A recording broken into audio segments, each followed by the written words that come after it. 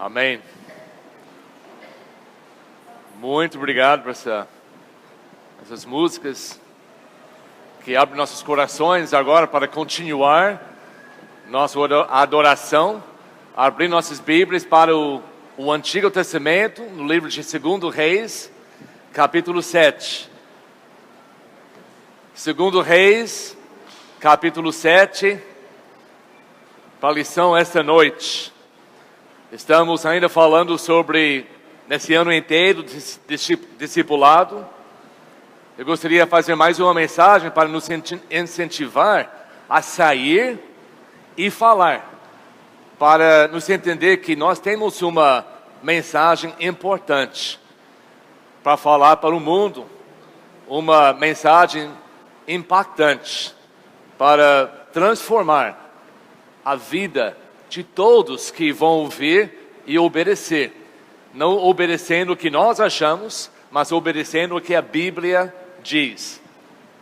Não existe outro livro, não existe outras escrituras mais importantes do que a Bíblia que nós temos em nossas mãos. E nós devemos aprender como usar a palavra de Deus para ganhar, primeiramente, pessoas através do seu conhecimento de Cristo e também para continuar ensinando todas essas coisas. É o nosso mandamento, é o nosso dever. Hoje à noite vamos estudar uma história que talvez a maioria aqui já conhece, mas eu gostaria que nós nos achamos dentro dessa história. Dessa história, hoje à noite, lembre que o Antigo Testamento está cheio de histórias físicas que as pessoas vivem. As pessoas, todos os momentos, teve que viver nessas situações, mas todos foram usados por Deus para nos ensinar mensagens ou lições espirituais, para que nós possamos conhecer melhor Deus e pôr em prática essas coisas, para ou fazer o que eles fizeram, ou evitar o que eles fizeram errados.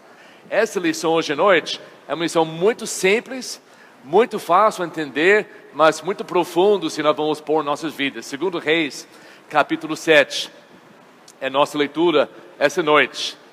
Antes que chegamos em capítulo 7, deixa eu dar um pouco como introdução nesse estudo.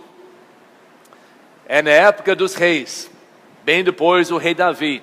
Enquanto o rei Davi era o rei de Israel, Israel era uma nação unida. Israel era uma nação abençoada por Deus. Uma nação, principalmente, o melhor, mais importante nação no face no mundo naquela época. Foi abençoado por Deus porque seu rei foi um homem de Deus.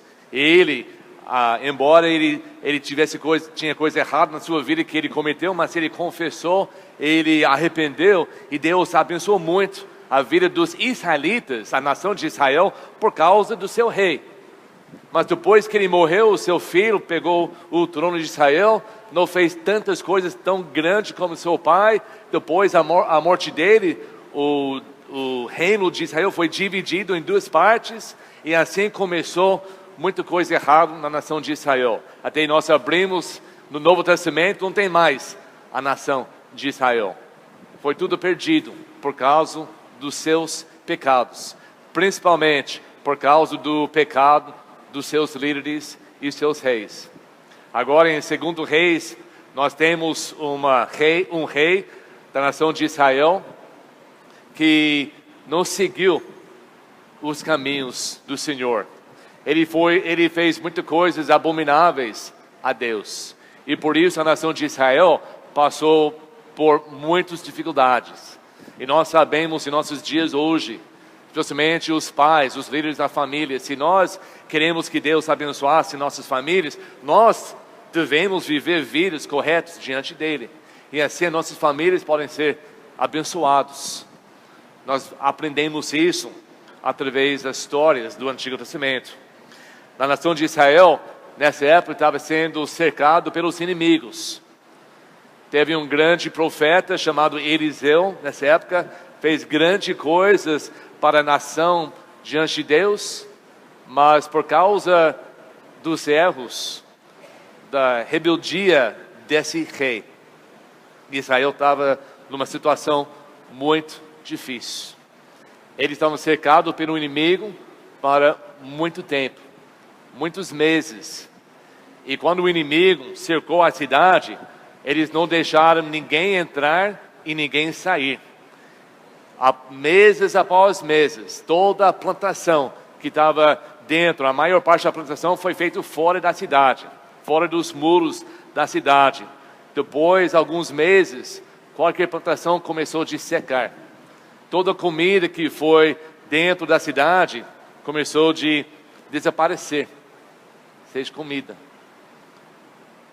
Não podia sair dos muros para caçar. Não podia trazer comida dentro da cidade. Imagina, dia após dia, secando tudo que você tinha para comer, olhando para a sua família com fome, com mais fome. Depois começaram a olhar para coisas que jamais ia comer antes, mas nesse momento eles começaram a comer coisas horríveis. A segunda parte do capítulo 6 conta de algumas coisas que eles comeram para mostrar a severidade da situação. Disse que não simplesmente comeram coisas horríveis, mas tinham que comprar essas coisas horríveis. Teve aqui, a Bíblia está dizendo que eles comeram a cabeça de um jumento. Alguém já comeu isso? Imagina a situação. O que é pior do que comer a cabeça de um jumento é para depois, para a sobremesa, você come uma caneca cheia de esterco de uma pomba. Foi o que a Bíblia diz. O que faz pior do que isso, eles pagaram 80 peças de prata para comprar essa comida. Ele fala sobre coisas piores que aconteceram em capítulo 6. Essa é para mostrar quando o povo de Deus, quando o povo escolhido de Deus, decidiram seguir um rei abominável a Deus e praticar o que ele mandou eles fazer, de adorar outros ídolos, Deus vira as costas e a pessoa vai receber as consequências dos seus próprios decisões. Sempre Deus tem um homem de Deus. Sempre Ele dá chance até um povo rebelde, um povo que está passando por todas as dificuldades. Todos nós passamos dificuldades em nossas vidas. Todos nós temos momentos difíceis, às vezes por causa dos outros e muitas vezes por causa das nossas próprias decisões. Mas sempre temos alguém.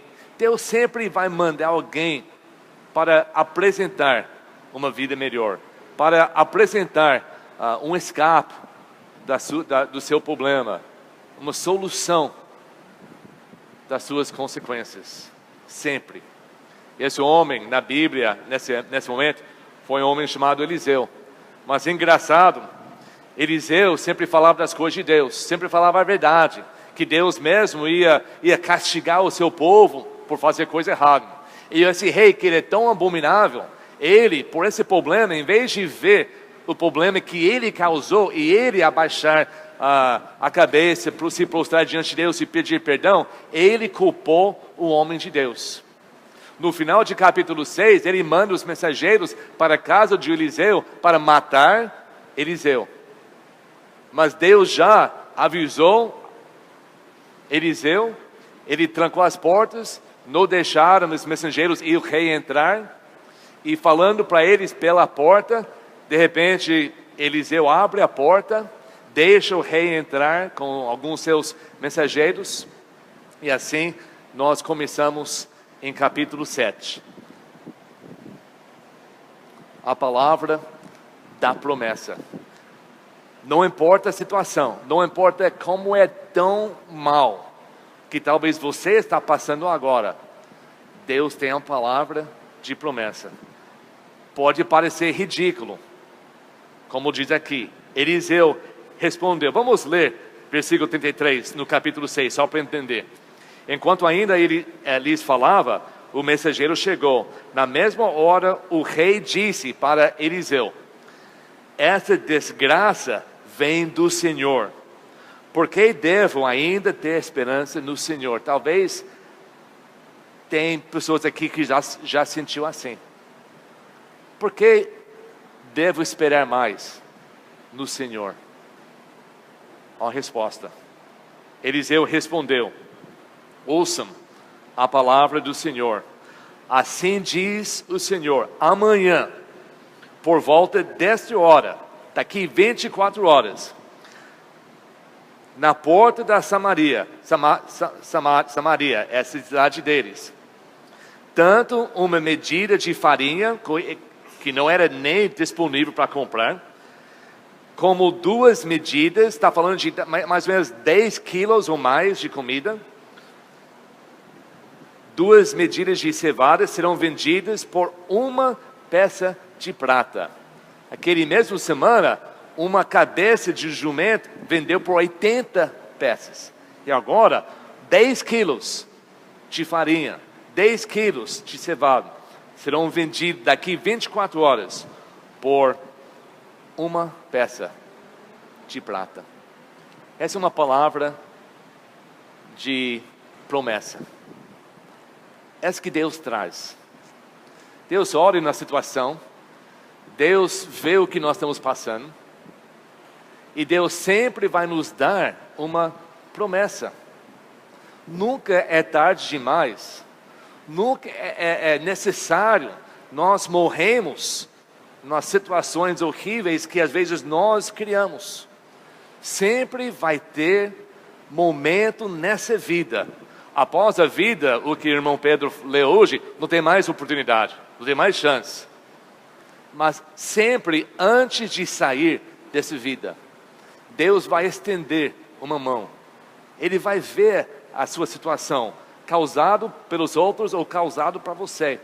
Ele vai estender uma palavra de promessa. Mas nós temos que ouvir. Nós temos que ficar atentos. E nós temos que acreditar. Essa promessa não vai ser uma promessa de uma pessoa. Não vai ser uma promessa de um movimento. Vai ser a promessa dentro da palavra de Deus. Mas muitas vezes nós nos tornamos tão preocupados com nossos problemas, nós nem olhamos mais na palavra de Deus. Porque nós pensamos, acho que não tem mais esperança no Senhor. E por isso nós nem procuramos. Mas aqui dentro dessa palavra existe essas promessas para todos nós. E basta que nós lemos e recebemos, obedecemos e vão ser aplicados em nossas vidas. Mas capítulo 2, nesse mesmo capítulo, mostra a atitude do mundo. Deus não simplesmente prometeu que a vida seria pouco melhor. Ele prometeu abundância de muita comida para salvar fisicamente as suas vidas. Mas olha em 2 Reis, capítulo 7, capítulo 2, um oficial. 2 Reis, capítulo 7, versículo 2. Um oficial, em cujo braço o rei estava se apoiando, disse ao homem de Deus: ainda que o Senhor abrisse as comportas do céu, será que isso poderia acontecer? Ele não acreditava. Essa aqui é a voz do mundo. Talvez pode ser a sua voz hoje à noite, duvidando. Deus realmente vai fazer tudo que Ele promete aqui? Ele vai me ressuscitar dos mortos um dia? Eu vou viver eternamente no céu? Será que essa promessa que Deus vai cumprir? Ou é uma lenda? Ou uma coisa que as pessoas falam só para me enganar? Nós temos que não somente ouvir, mas receber essas promessas. Porque senão vai acontecer conosco o que aconteceu, o que falou que ia acontecer com esse rapaz. Versículo 3. Mas Eliseu advertiu: você o verá com seus próprios olhos, mas não comerá coisa alguma. Isso vai ser a realidade das maiores pessoas desse mundo. A maioria vão ver com seus próprios olhos as promessas de Deus sendo cumpridas. A Bíblia diz em Filipenses que após a morte, quando nós vamos abrir todo mundo os seus olhos espirituais, após a sua morte, todos nós aqui vamos nos apresentar diante de Cristo. E a Bíblia diz que todo joelho vai se dobrar e cada língua vai confessar que Jesus é o Senhor. Todo mundo, todos, todo olho vai ver o cumprimento das promessas de Deus. Eles vão entender 100% naquele momento que tudo que foi falado, tudo que foi prometido é realmente 100% verdadeiro. Mas a maioria, porque não escolheram, mas acreditar enquanto eles viveram aqui nessa terra, eles vão ver com seus próprios olhos, mas eles não vão participar, eles não vão comer, eles vão ser jogados no inferno para uma eternidade, sofrendo sem a presença de Cristo. Essa história que nós estamos lendo é uma daquelas histórias que Deus escolheu a colocar para nos ensinar hoje e para todos os tempos, que ao nosso redor é uma situação horrível, cheia de pecado, cheia de maldade, cheia de morte, cheia de coisas abomináveis. Mas até nessa situação, Deus ainda estende a mão. Ele ainda abre os céus. Ele ainda dá as promessas de uma vida não um pouquinho melhor, mas uma vida de abundância. Uma vida abençoada espiritualmente por Deus. Uma vida que não vai morrer nunca nesse mundo, mas vai permanecer para sempre. Ele oferece isso para todos nós que estamos sofrendo nesse mundo. Mas a maioria vão ser como esse homem. E eles vão dizer, até se Deus faz um milagre assim, não vai acontecer. Eles vão duvidar. E como Eliseu falou, você vai ver, mas você não vai participar. Vai acontecer para a maioria. E essa que estamos aqui para mudar. Somos chamados por Deus, nós que já aceitamos essa promessa, nós que já recebemos essa promessa, essa vida nova, nós temos que mudar isso. Nós temos que fazer o nosso melhor para convencer essas pessoas que duvidam que as promessas são reais. E como eles vão acreditar na promessa quando nós mudamos, quando nós vivemos, quando eles possam ver a mudança, a transformação em nossas vidas. Essa história continua.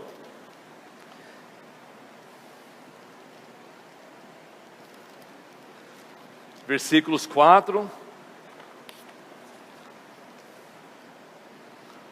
3 a 4. Já lemos 3.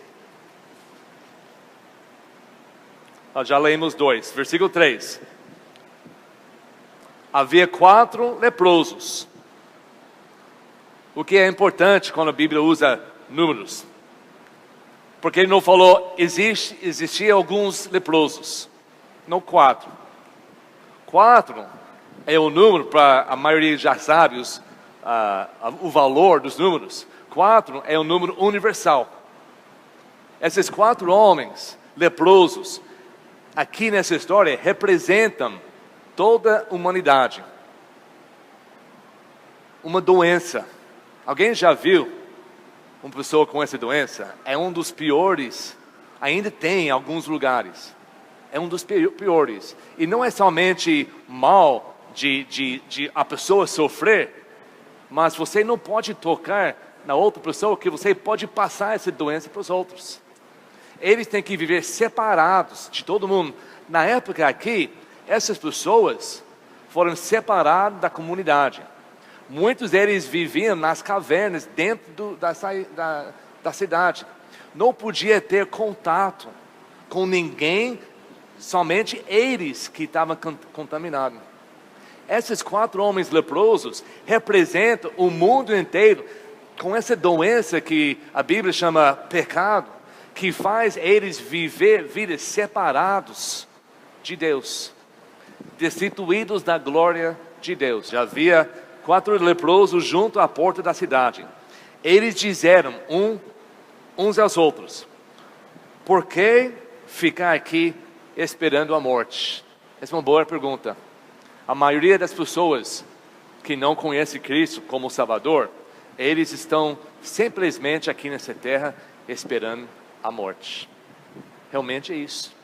Não foi lido no Salmo? A Bíblia diz que é destinado para todos os homens uma vez morrer e depois o julgamento. E a Bíblia diz, aqueles que vão ser julgados e não crendo em Cristo enquanto vivia, eles vão sofrer o quê? A segunda morte, que é a separação eternamente no inferno.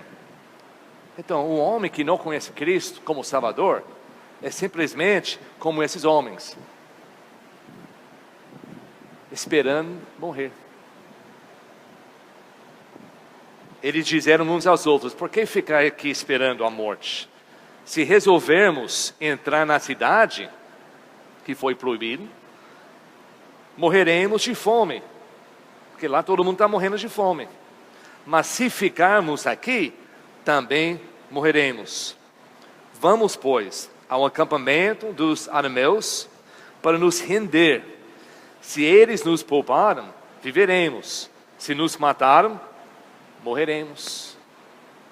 Esse é o momento que cada pessoa vai passar. Todos nós. Talvez não passou esse momento agora, mas vai passar. Talvez hoje à noite é esse momento na sua vida, em que vocês reconhecem a realidade da sua situação. Não tem Cristo como o seu Salvador. Não tem compromisso com Deus. Nunca arrependi dos meus pecados. Nunca recebi Ele como meu Salvador. Eu não entendo nada disso. Mas eu sei que a minha vida está cercada pelo inimigo. Ele está me traindo, está me fazendo mal todos os dias. Eu estou pecando, estou indo na batalha. Eu não tenho amor, não sinto amor. Eu estou somente esperando nessa vida para morrer. Tem que chegar esse momento em nossas vidas, quando nós queremos alguma coisa melhor. Esse momento que Deus faz em nossas vidas para Ele ligar a luz dentro da nossa cabeça. A Bíblia diz em João capítulo 1 que Jesus é a luz que toca a vida de todos. Ele vai nos iluminar, não para nos salvar daquele momento, mas para nos entender na nossa situação. Não se importa onde a pessoa mora, todo mundo vai passar nesse momento que reconhece a sua situação diante de Deus, igual essa aqui. E nesse momento ele vai querer algo diferente. E nesse momento você tem que estar do lado dessa pessoa. Você tem que entrar na cabeça da pessoa, porque essa pessoa vai buscar algo. Ele vai buscar, muitas vezes a pessoa busca coisas erradas, para preencher esse vão que está dentro dela. Talvez ele vai procurar bebida, droga, sexo, fama, religião. Mas se nesse momento da vida da pessoa que você conhece, eles pensam em você, eles lembram de você, eles lembram da sua vida, eles vão dizer: a esse tipo de vida que eu quero, que eu já vi ele, eu já vi ela, eu sei como ela é. Se você entra na cabeça da pessoa, você pode ser usado por Deus para salvar a vida espiritual dessa pessoa, porque todo mundo vai passar. É uma promessa de Deus. Todo mundo vai ter opção, todo mundo vai ter oportunidade de ou seguir Cristo ou um outro caminho. Todos vão ter. Foi momento deles. Eles olharam para si mesmos: estamos esperando morrer. Estamos morrendo por essa doença, estamos morrendo de fome. Estamos aqui, não podemos entrar lá, mas não se importa, não faz mal que eles estão morrendo de fome lá. Só tem um inimigo ao nosso redor, vamos para um inimigo. Se eles nos matam, nós vamos morrer. Talvez eles vão ter misericórdia e vão deixar a gente sobreviver, talvez como escravo, mas pelo menos eles vão dar comida para a gente comer. foi a decisão. Foi uma decisão. Você já tomou essa decisão na sua vida? Já chegou esse momento na sua vida em que você tinha que tomar uma decisão? Não posso ficar como eu estou. Agora eu conheço a realidade, a minha situação, eu preciso algo diferente. Eu posso procurar em 1000 lugares, mas a única promessa que realmente faz sentido é a promessa de Deus. E eu vou buscar Deus. Eu vou entregar a minha vida. Esses homens entregaram as suas vidas para morrer. Eles literalmente pegaram as suas cruzes para morrer. Eles andaram para o campo do inimigo.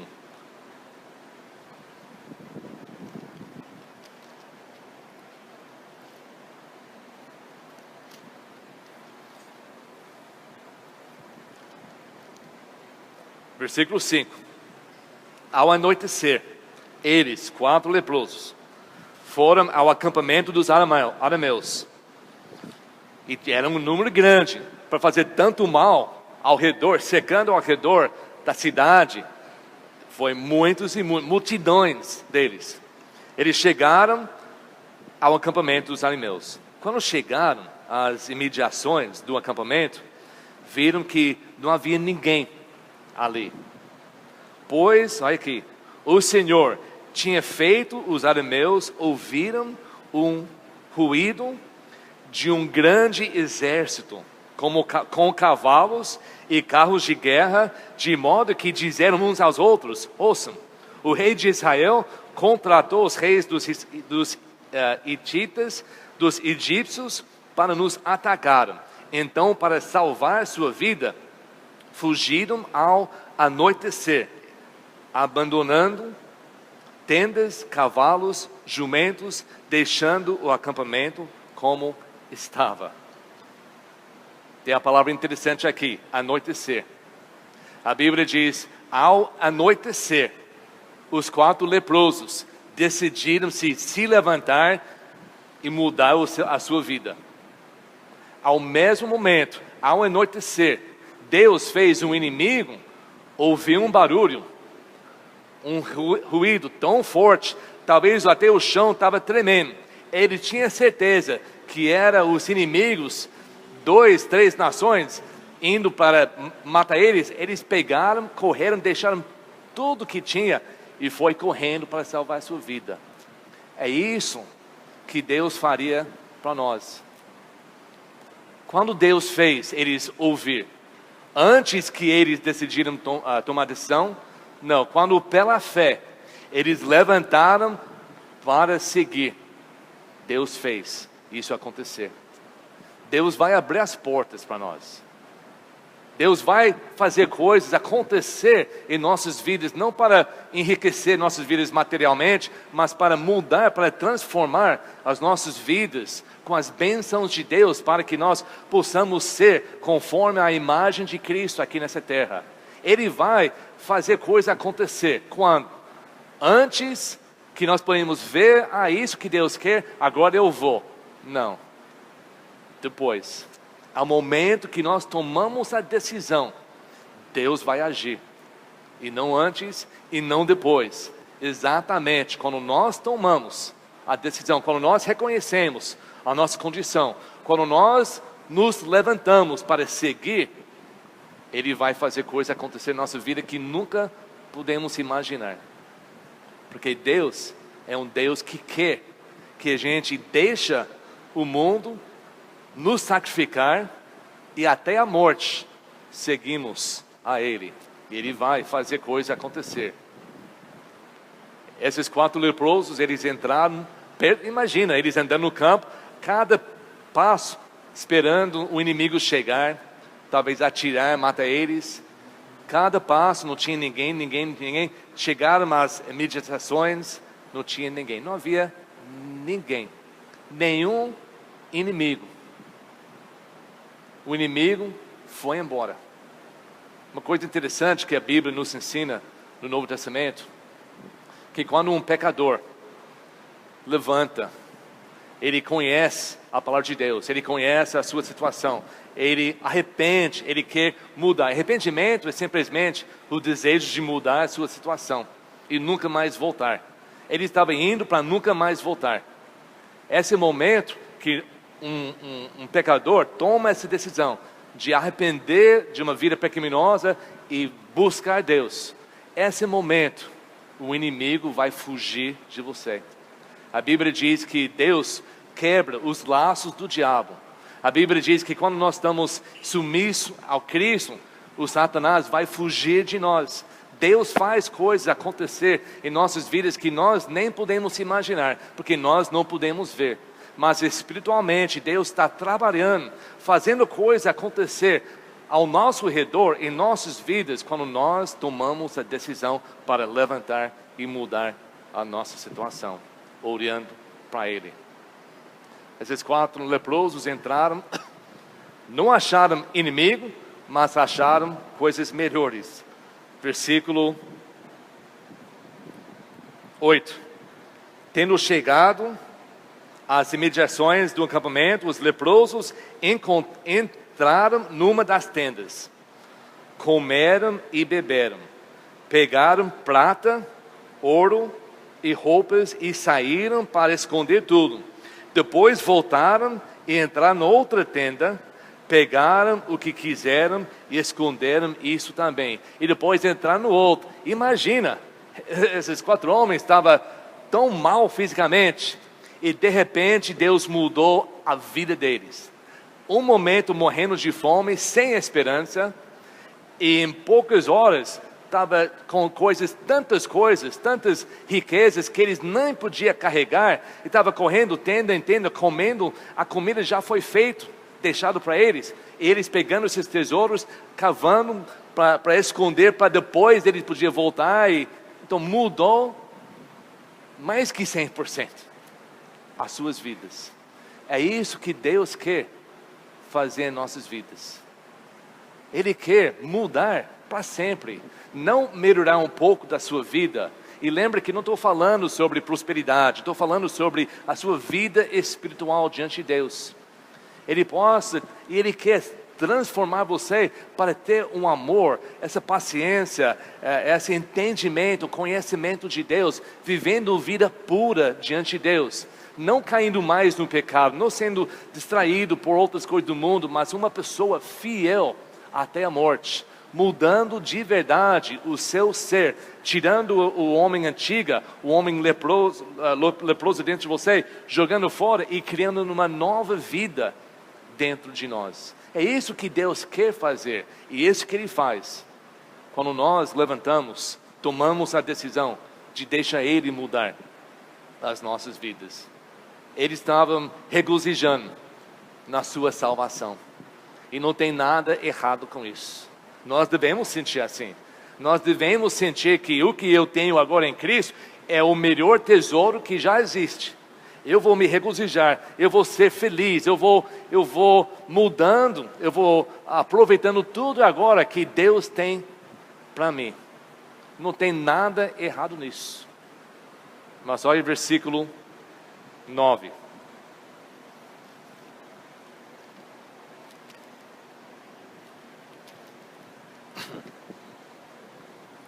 Então disseram uns aos outros: não estamos agindo certo. Este é um dia de boas notícias e não podemos ficar calados.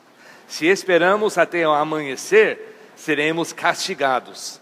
Vamos imediatamente e contar tudo no palácio do rei. Não tem nada errado de ser feliz, não tem nada errado de querer receber tudo que a nova vida em Cristo tem para nos oferecer. Não tem nada errado em nada disso.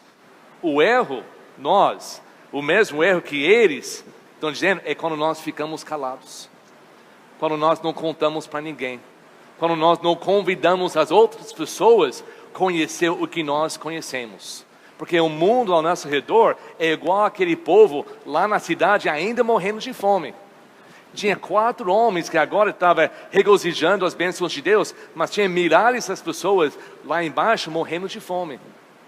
E eles entenderam, se eles ia ficar calado e não contar, não é somente que seria errado, mas algo mal ia acontecer, um castigo a eles. Eles entenderam isso.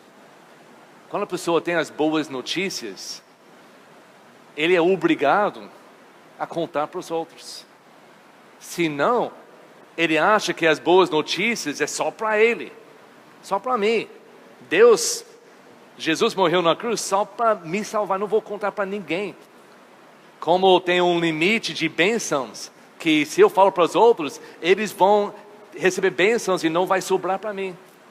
Essa é uma maneira de pensar, a Bíblia chama egoísmo. E Jesus não morreu na cruz para entregar o egoísmo para a pessoa, ele morreu na cruz para tirar o egoísmo da pessoa, para nos fazer sacrifícios vivos, para receber, não para mim, para receber, para que eu tenha alguma coisa para dar para os outros. Quando eles estavam na cidade, fora da cidade, querendo entrar na cidade, eles não tinham palavra de promessa, eles não tinham nada para solucionar, eles não tinham nada para oferecer.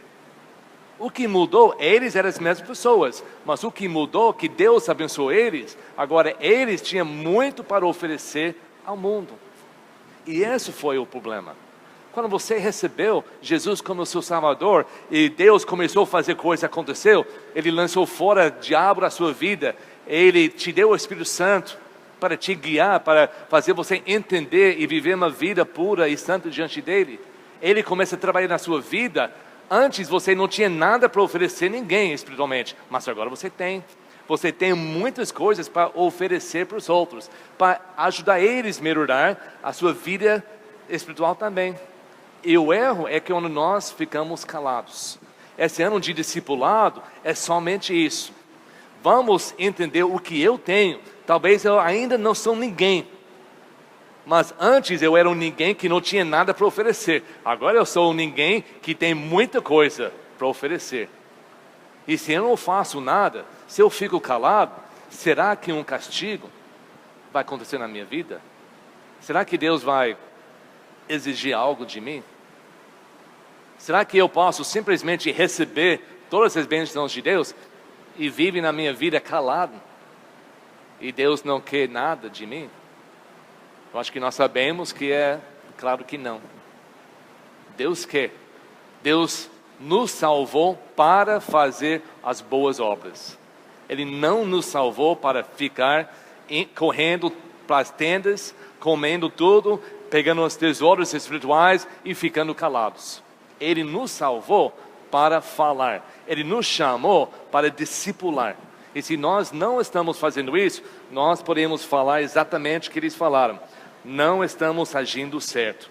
Este é um dia de boas notícias, mesma palavra, boas novas.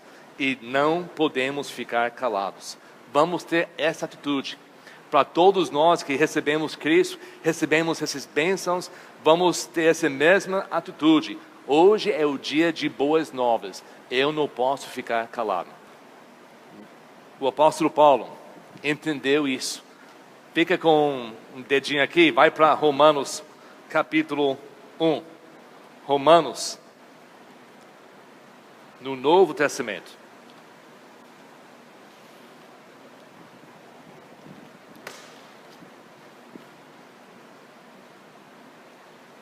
Romanos capítulo 1. O apóstolo Paulo, alguns 1000 anos depois, mais ou menos, não é nem 1000 anos, mas centenas de anos depois, o apóstolo Paulo sentiu a mesma coisa. Ele disse em versículo 14, Romanos, primeiro capítulo: sou devedor, tanto a gregos como a bárbaros, tanto a sábios como a ignorantes. Por isso estou disposto a pregar o evangelho, as boas novas. Mesma palavra, as boas notícias. Também a vocês que estão em Roma. Não me envergonho do evangelho, porque é o poder de Deus para a salvação de todo aquele que crê. Primeiro o judeu, depois do grego. Porque no evangelho é revelada a justiça de Deus, uma justiça que do princípio ao fim é pela fé. Como está escrito, o justo viverá pela fé. Eu não vou trazer essa mensagem da palavra de Deus, a promessa da palavra, é uma coisa visível, como comida, para oferecer para um povo morrendo de fome, como eles fizeram.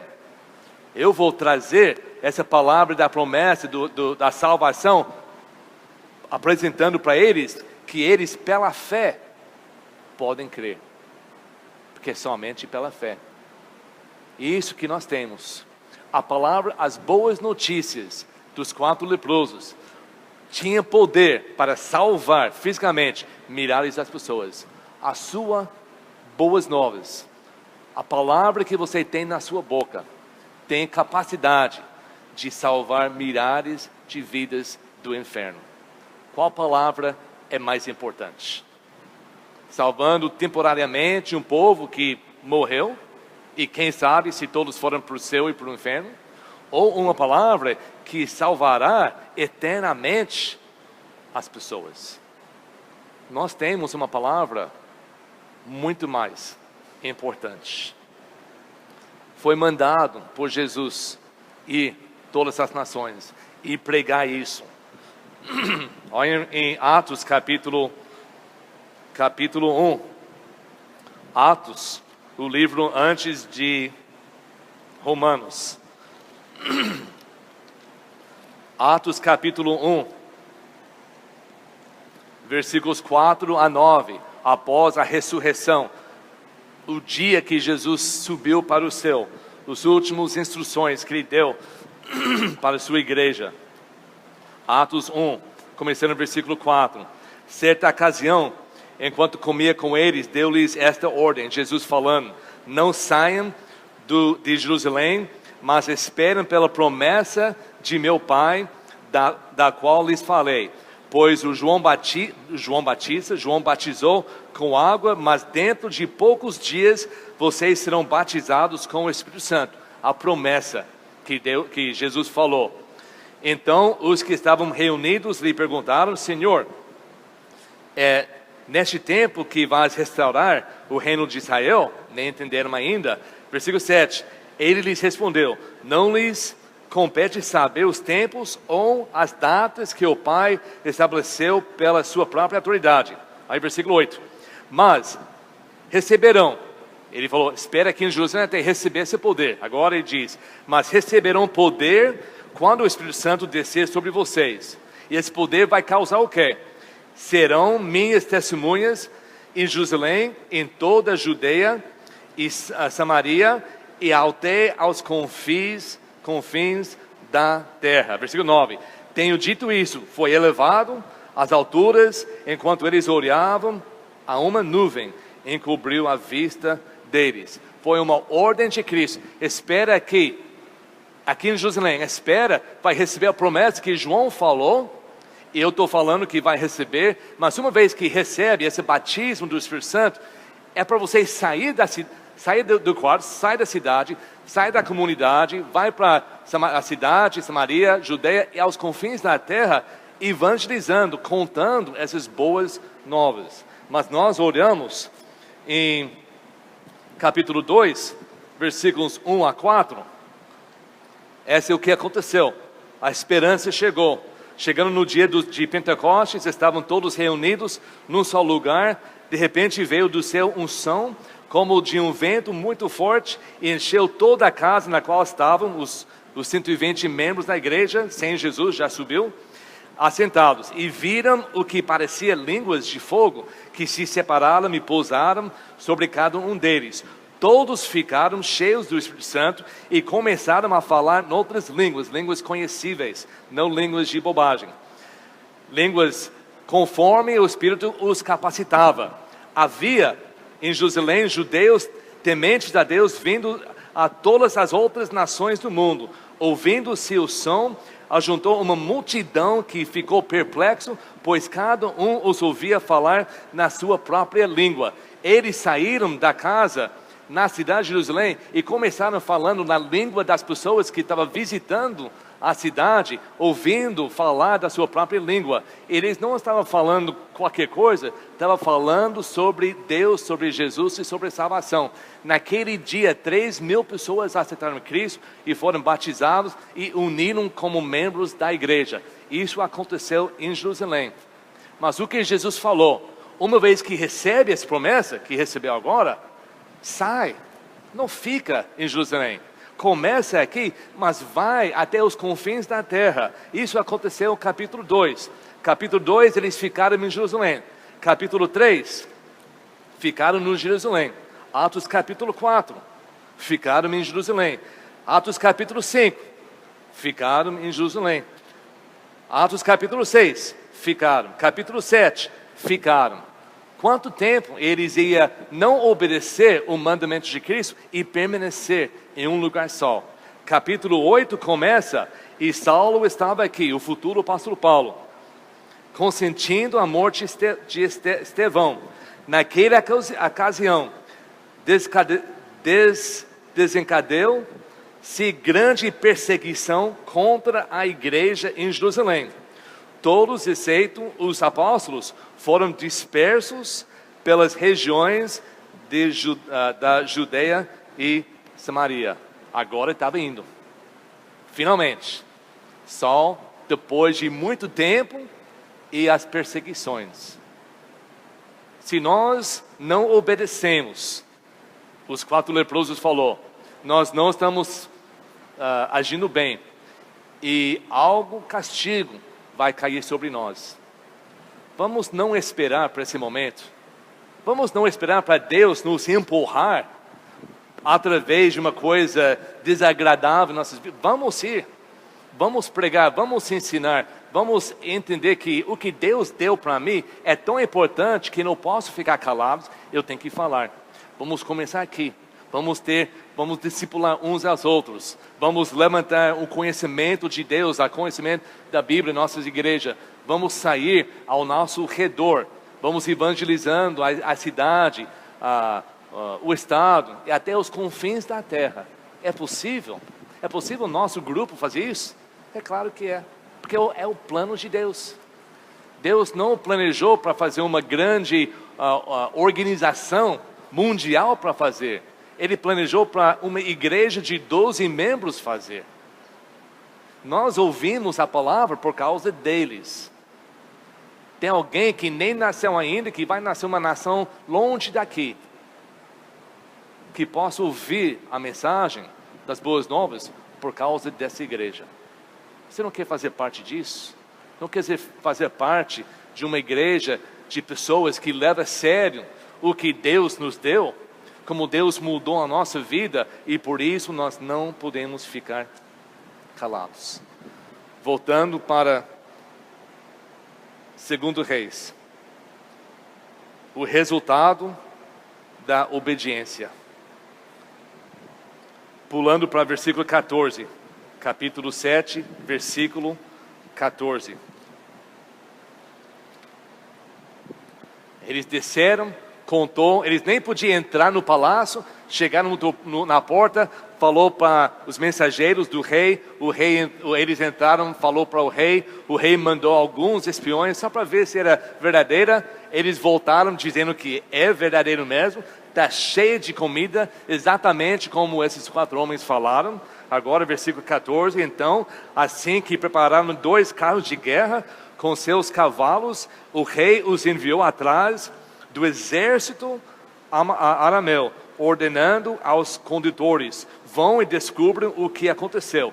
Eles seguiram pegadas do exército até o Jordão e encontraram todo o caminho cheio de roupa e armas que os arameus haviam deixado para trás enquanto fugiram. Os mensageiros voltaram e relataram tudo ao rei. Então o povo saiu e saqueou o acampamento dos arameus. Assim, tanto uma medida de farinha como 2 medidas de cevada passaram a ser vendidas por 1 peça de prata, conforme o Senhor tinha dito. Exatamente que Eliseu falou menos que 24 horas antes. Versículo 17. Ora, o rei havia posto um oficial, se lembra dele, em cujo braço tinha se apoiado como encarregado da porta da cidade. Ele falou: você vem ali na porta e você vai arrumar, não vai deixar uma bagunça acontecer. Você vai tomar conta da entrada e saída do povo e os bens.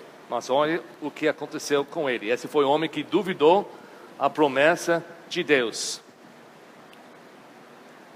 Mas quando o povo saiu, estamos no meio de versículo 17, mas quando o povo saiu, atropelou-o junto à porta, e ele morreu, conforme o homem de Deus havia predito quando o rei foi à sua casa.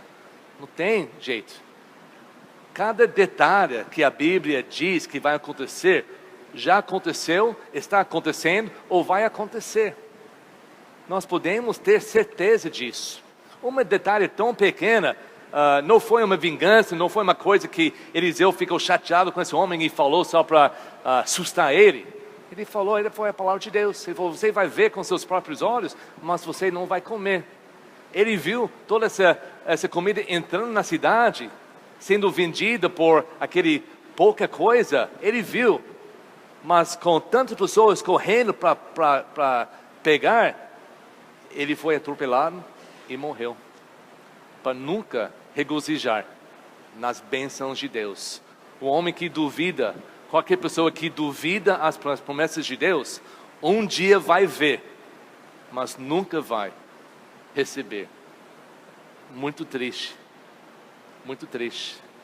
Todos nós conhecemos essas pessoas que duvidam. A Bíblia diz que a salvação é pela fé. Se nós duvidamos, nós não somos salvos. Nós temos que acreditar pela fé. 80% da Bíblia, 90% talvez, 100%. Porque Deus quer 100% da nossa aliança. 100%. Com toda a sua mente, com todo o seu corpo, com toda a sua alma. Isso que Deus exige. Salvação não acontece com menos disso. Podemos querer, podemos orar por isso, mas não vai acontecer sem 100% da nossa vida. Essa história é uma grande história, realmente aconteceu, foi escrito na Bíblia para contar para nós e para todas as gerações sobre a situação do mundo, a promessa de Deus, a decisão de qualquer homem. Não se importa a sua situação, qualquer homem decidindo seguir a promessa de Deus, vai encontrar salvação eterna. Mas não basta só receber, nós temos que contar, nós temos que falar, nós temos que viver e nós temos que falar. Onde você está, hoje à noite, nessa história? Espiritualmente, onde você pode imaginar a sua vida?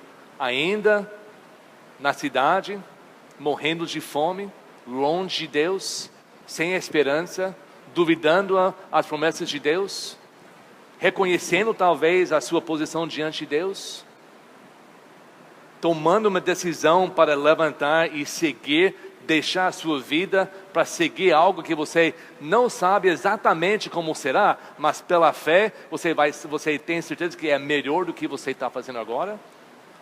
Já recebeu, já comeu, já participou e está falando. Onde você está nessa história?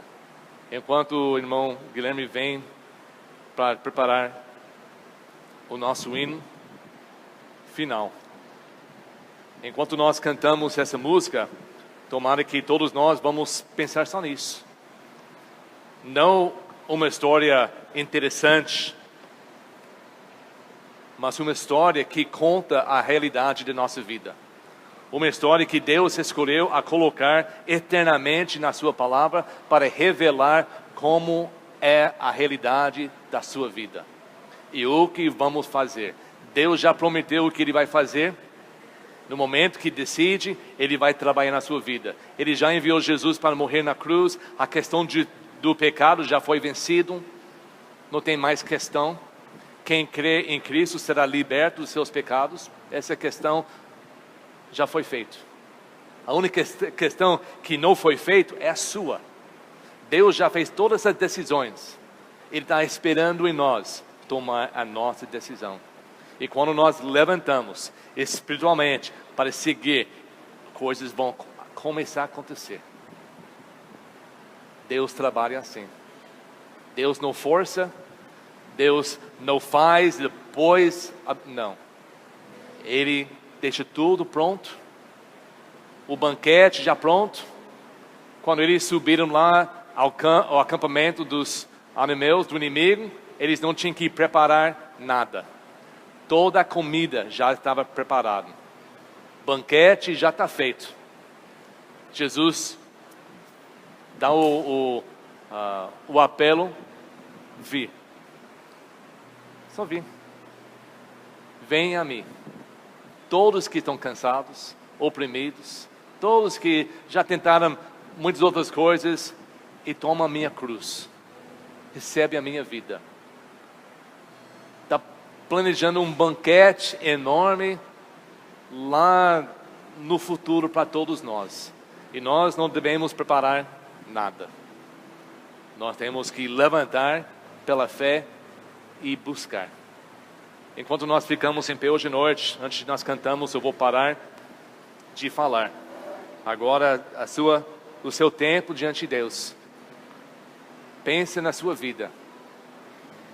Não tem nada mais importante nesse momento do que a sua vida com Cristo. Se está tudo certo, amém. Vamos continuar, vamos nos fortalecer com a palavra e vamos contar essa história. Vamos sair da semana com essa história na mente. Quantas boas coisas eu tenho para falar. E vamos orar para Deus nos dar oportunidade. Não dizendo que você chega para a primeira pessoa e começar a falar, porque talvez a pessoa não quer ouvir. Mas ora para Deus preparar alguém para ouvir.